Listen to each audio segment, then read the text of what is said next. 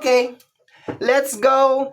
Hello mga my dear Aquarius! Kumusta kayo mga my dear Aquarius? Hello, hello, hello! Welcome sa ating YouTube channel. Kung napapanood mo to sa ating YouTube channel, and of course, nag-upload na ako sa ating Facebook page. Welcome sa ating Facebook page. Welcome, welcome, welcome mga my dear Aquarius. Eto na my dear Aquarius ang iyong second half of January 2025 mga my dear. This is from January 16 hanggang sa katapusan, and of course mga my dear Aquarius, this is a general reading. So, munting paalala lamang mga my dear Aquarius na ang gagawin natin ngayon ay general reading. So, hindi po ito 100% na magre-resonate para sa ating lahat. So, please my dear Aquarius, lower your expectation pagdating po sa mga general reading. And bago tayo mag-proceed sa ating reading mga my dear Aquarius, gusto ko lamang pong magpasalamat sa inyo mga my dear Aquarius sa walang sawang suporta po na pinapakita po ninyo sa akin at sa ating mga channel, of course, kasi nag-upload na rin tayo ngayon sa ating Facebook page. Okay, maraming salamat po mga my dear Aquarius from the bottom of my heart. Feliz Navidad. Masyado akong masaya today. Okay, from the bottom of my heart mga my dear, maraming salamat po. Okay, thank you very much. And gusto ko rin po magpasalamat sa lahat ng nag-avail ng ating 2025 reading. Maraming salamat po. Nag-announce po ako my dear na meron tayong 2025 reading sa mga hindi po nakakaalam, and still ongoing pa rin po my dear ang ating 2025 reading as low as, dahil naka-promo siya, as low as 1,000 pesos mga my dear, meron ka ng 2025 reading para sa isang buong taon. Para sa mga interesado mga my dear, nasa description box down below yung link ng ating Facebook page. PM is the key. Kung sa YouTube mo ito napapanood, of course. Kung sa Facebook mo ito napapanood, direct message me, okay? So, ang dami nating commercial. Let's go na tayo my dear Aquarius. Let's go. Tingnan natin my dear Aquarius. My dear Aquarius. Dalawa to my dear. World card. Ang partner ng ating world card ay si So ito partner na tong dalawang to. Dalawa hindi sila naghiwalay. Okay, next row is the Justice card. Wow, my dear Aquarius, wow na wow. Very nice. Okay, pagtatapos daw my dear ng isang pagsubok sa buhay mo my dear Aquarius, okay? Kung meron mga legal matter, no? May meron mga legal matter my dear Aquarius.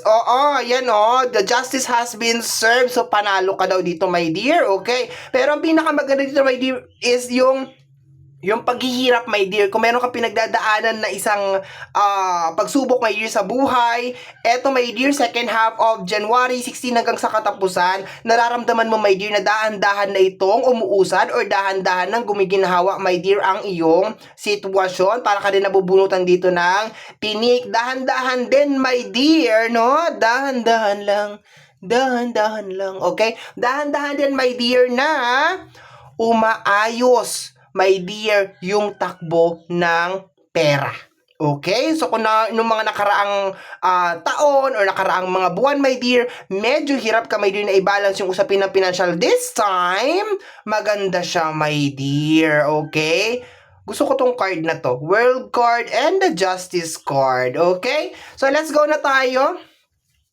Dito tayo sa dalawang magkasama. We have here the energy of the Ace of Cups and ayan.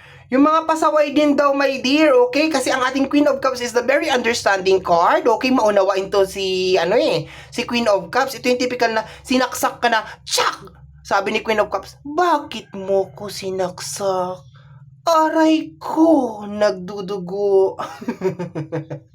Ganyan si Queen of Cups na very understanding, very loving, very caring itong cards na to my dear. Meron siyang sarili niyang pamamaraan or meron siyang magic touch my dear Aquarius into transforming negative energy into positive. Kaya love na love ko Ayan, love na lang. Ay, pasensya na, gutom ako. Kinakain ko na yung salita ko. No?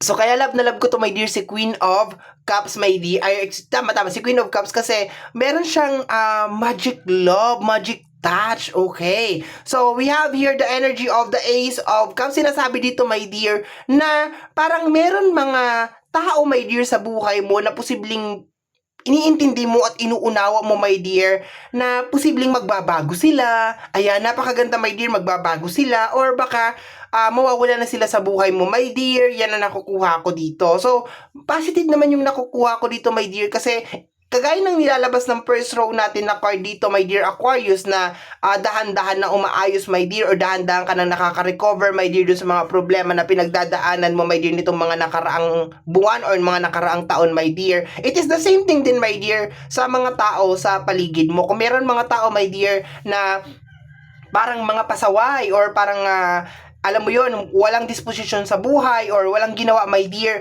kung hindi guluhin ka, magpasakit sa buhay mo at kung ano-ano, pakiramdam ko, my dear, second half of January, lulubayan ka na nila. Okay, yun ang nakukuha ko dito, my dear. And kung meron mga tao, my dear, na parang pasaway, ginagabayan mo, pakiramdam ko, my dear, magkakaroon sila ng mga realization, my dear, ngayong second half of January tungkol sa buhay nila. Okay, na ay, tama yung sinasabi sa akin ni Aquarius, tama yung ginagabay sa akin ni Aquarius. Okay, for example, anak mo to, tapos ikaw yung nanay, ikaw si Aquarius, o ikaw yung tatay, Aquarius ka, marirealize, my dear, ng anak mo, my dear, na tama yung mga sinasabi mo, or finally, magkakaroon sila, my dear, ng awakening, na tama yung mga sinasabi mo, my dear. Panandalian, my dear, sa dalawang card na to, mabubunutan ka, my dear. Panandalian lang, my dear, kasi this is just only for 16 hanggang sa katapusan, my dear. So, hindi pa natin alam kung ano mangyayari, my dear, sa first 15 days of February 2025.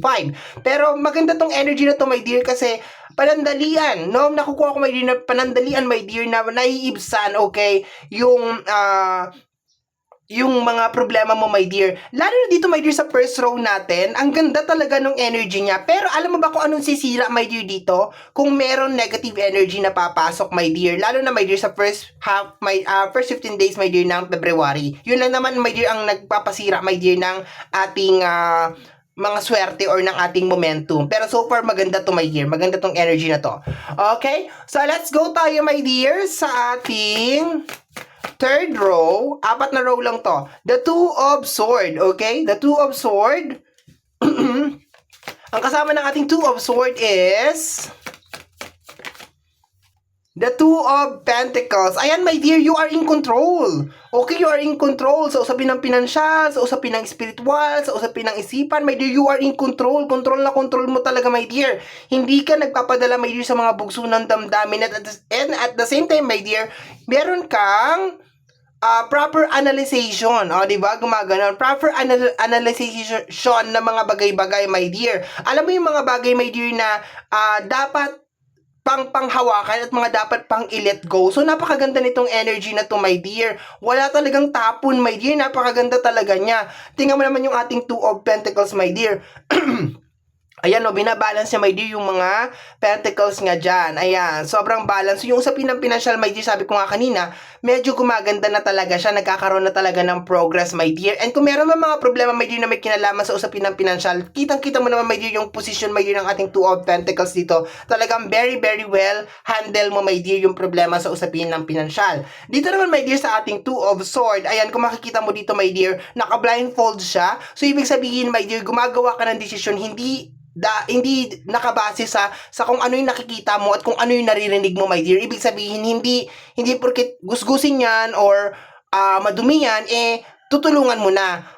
Nakatrust ka, my dear, sa intuition mo. Okay, tutulungan ko ba to? Gagawin ko ba to? Nakatrust ka, my dear, sa intuition mo kasi maraming mga tao nowadays, especially nowadays, my dear, na gumagawa sila ng desisyon nang dahil sa nakikita nila. Nang dahil nagpapasilaw sila or nagpapadala sila, my dear, sa mga nakikita ng kanilang mga dalawang mga mata or dahil sa mga naririnig nila, my dear. Pero dito, my dear, nakukuha ko, my dear, na hindi yun ang nangyayari sa'yo.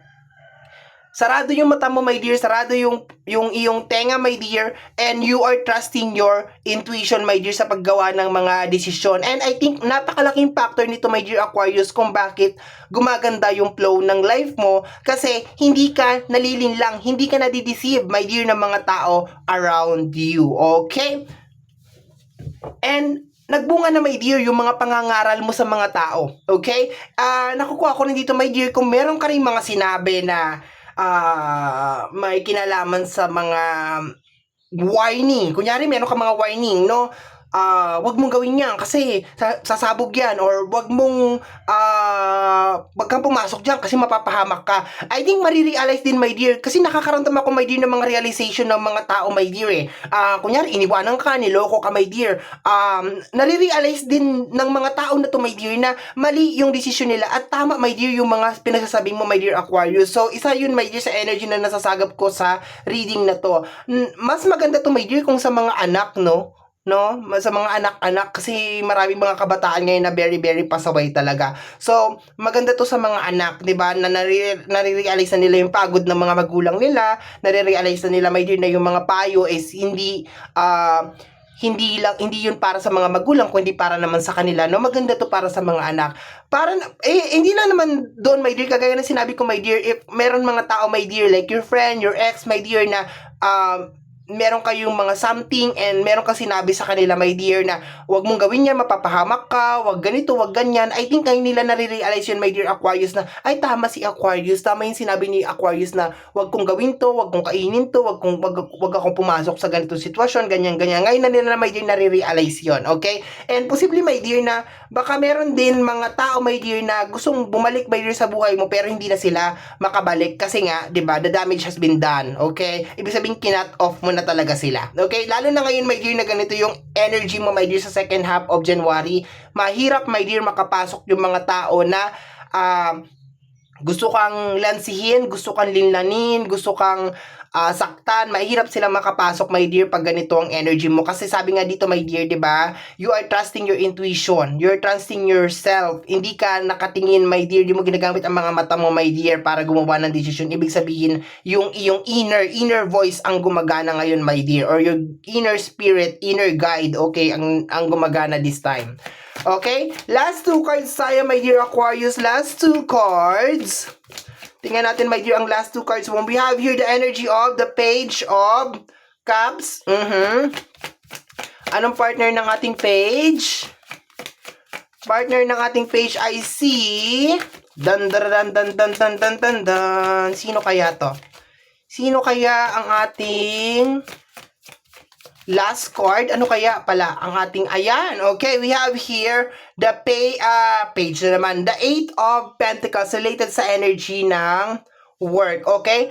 Tingnan natin yung bottom deck of the card. We have here the 3 of Pentacles, okay? So, my dear, dito muna tayo sa card na to, okay? So, nakukuha ko dito, my dear, na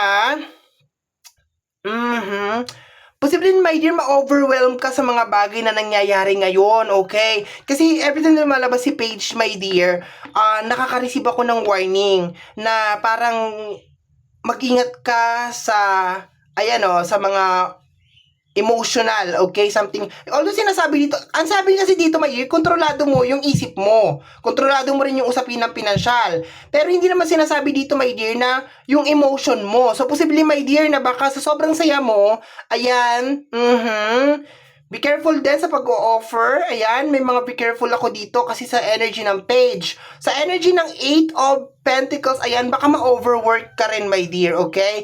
Huwag masyadong ma-overwhelm, my dear, sa magandang nangyayari, my dear, sa second half of January. Yes, my dear, napakaganda nitong nitong reading na to. Sobrang ganda nito. Pero hindi tayo pwedeng ma-overwhelm, my dear, kagaya nga na sinasabi nila, my dear. Pag merong blessing na meron tayong nare-receive, okay, madalas ko nakukuha to sa mga lola ko, sa mga matatandang mga tao, my dear, na pag meron kang biyayang nakukuha ngayon, huwag sagad-sagarin, huwag ubusin, matutong magtabi sa tag-ulan. Yun na nakukuha ko dito, my dear. So, congratulations, my dear, for all this blessing and achievement, my dear.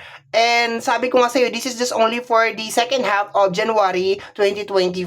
Hindi natin alam kung ano mangyayari talaga, my dear, or ano ang eksaktong mangyayari, my dear, sa second half, sa first 15 days of February 2025. Dito naman, my dear, sa ating bottom deck, ayan, meron din mga tao, my dear, na posibleng nakikipag-cooperate na sa'yo. So, sinasabi ko nga sa'yo, my dear, meron mga tao na meron silang na mga nare-realize about you, na tama yung sinabi mo, na tama yung ganito, tama yung ganyan. So, therefore, nakikipag-cooperate sila sa'yo. So, that is a good thing. Okay? Energy ng success, sa energy ng 6 of Wands sa likod, ayan.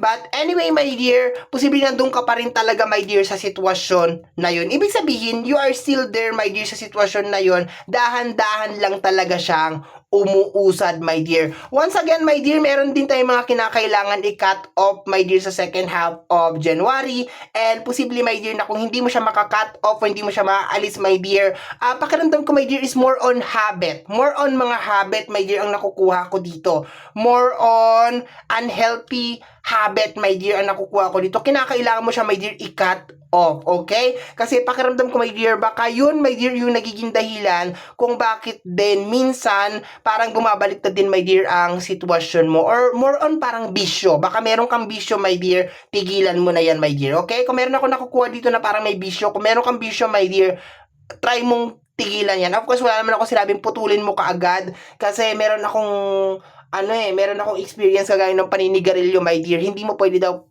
putulin ka agad yung paninigarilyo or something like that, no? Basta, yung sa bisyo, my dear, okay, meron akong nakukuha ngayon, or parang unhealthy habit, my dear, na kinakailangan mong putulin, my dear, para continuous itong magandang bagay na nangyayari sa iyo, okay? So, yun, my dear, ang iyong reading para sa yung second half of January 2025. Somehow, my dear Aquarius, kung nagustuhan mo to, especially kung napadaan ka lang, don't forget to subscribe. Pagkiklik, my dear, ang notification bell para ma-update ka sa aking mga upload kung napapanood mo ito sa ating YouTube channel.